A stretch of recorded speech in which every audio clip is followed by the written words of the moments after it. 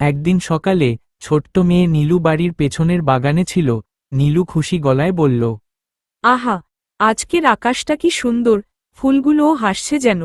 হঠাৎ একটা সবুজ ব্যাঙ লাফ দিয়ে আসে। ব্যাঙ বলে, এই শুনো, তুমি কি আমার সঙ্গে একটু কথা বলবে? নীলু চমকে উঠে বলে, হ্যাঁ, তুমি কি কথা বললে? একটা ব্যাঙ? হ্যাঁ, আমি একটা জাদুর ব্যাঙ, কিন্তু আমার জাদু শক্তি হারিয়ে গেছে। আমাকে যদি তুমি একদিনের জন্য বন্ধু হিসেবে পাশে রাখো, আমি তোমার একটা ইচ্ছা পূরণ করতে পারব। একটা ইচ্ছা? কিন্তু তুমি তো ছোট্ট একটা ব্যাঙ। ব্যাঙ মুচকি হেসে বলল।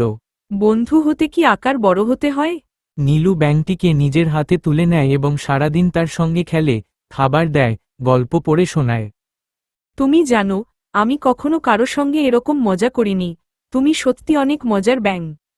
তুমিই প্রথম যে আমার সঙ্গে সত্যিকারের বন্ধুর মতো আচরণ করছো। আচমকা ব্যাঙ থেকে ঝলক বেরিয়ে এক রাজকুমারী রূপে রূপান্তরিত হয়। নীলু অবাক হয়ে বলল, তুমি মানুষ?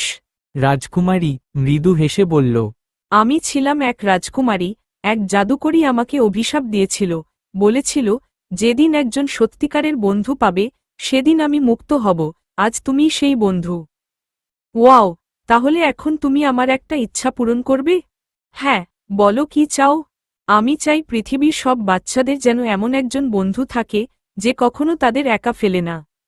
রাজকুমারী মুগ্ধ হয়ে বলল, তুমি মনের দিক থেকে সত্যিকারের রাজকন্যা, তোমার ইচ্ছা পূরণ হবে।